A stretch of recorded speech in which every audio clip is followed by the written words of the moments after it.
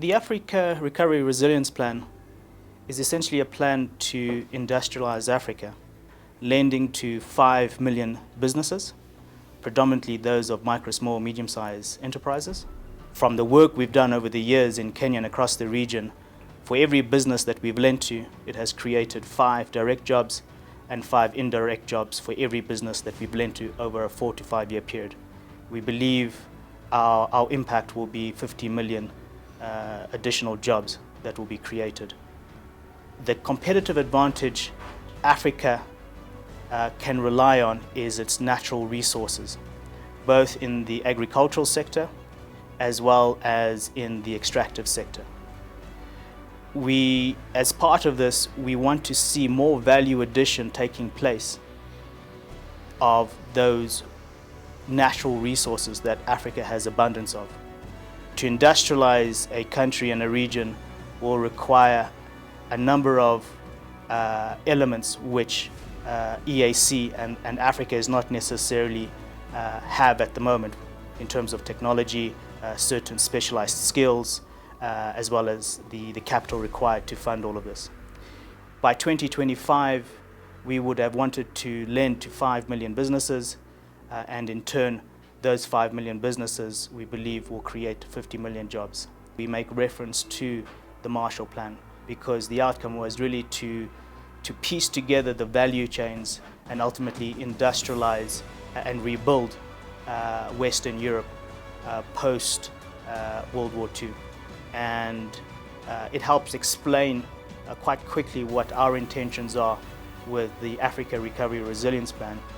The first strategic pillar is around food and agriculture, as well as the extractive sector. So pillar 1 is really around the primary sectors in which Africa is well endowed. The second strategic pillar is around value adding those raw materials in our strategic pillar 1, and that speaks to manufacturing and logistics. Pillar 3 is what we call trade and investment, and that is about giving access to markets for the players in pillar 1, pillar 2, as well as ensuring we are able to attract investment, capital goods, skills, technology to enable pillar 1, pillar 2. Pillar 4 is basically the micro, small, medium-sized enterprises, and that's about connecting the informal sector, the micro, small, medium-sized businesses into formal value chains. Pillar 5 is social transformation and environment, and that's with the context of ensuring that the informal sector, the micro, small, medium enterprises in our pillar 4, or the primary sectors of smallholder farmers as well as artisanal miners, are capacitated to be better positioned and connected into the value chains. No doubt this plan requires a lot of collaboration, partnerships. So one of the critical aspects of our plan is to connect the value chains, capacitate the players in those value chains, as well as drive access to credit into those value chains, both in terms of working capital and the capex that is required. The focus of the group is really around social and economic transformation of Africa. The business model, which has evolved from these corporate philosophies, is such that we don't only have the economic and commercial considerations in terms of our financial services business, but we also have a social engine that complements what we do. We're sending kids to secondary school as well as to tertiary, both universities as well as technical, vocation, educational type training. The second is around entrepreneurship training and financial literacy. There we are really capacity building businesses, entrepreneurs. What we are doing as part of that pillar is converting subsistence farmers' consumption into the more productive side of the economies. The third capability within our social engine is really what we're doing around food and agriculture, and we're leveraging off a lot on what we're doing in entrepreneurship training, financial literacy, to support smallholder farmers become more productive and to produce more than just subsistence. The other three pillars is around supporting communities. It speaks to what we're doing in social protection.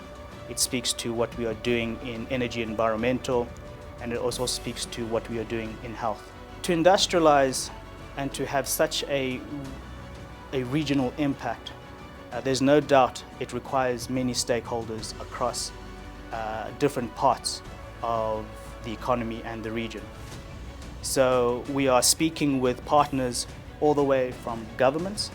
There's a lot of policy assessments and changes and enhancements that is required for us to move goods across borders, partnering with the likes of the Africa Continental Free Trade Area Secretariat, the EAC Secretariat, to ensure that the ability to move goods, services and skills across borders is more seamless.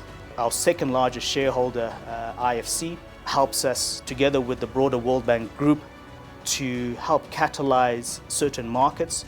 We're working closely with our partner shareholders when it comes to considerations around ESG and climate. We have signed MOUs, including the Commonwealth.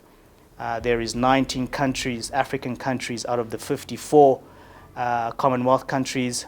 A number of the 19 we operate in.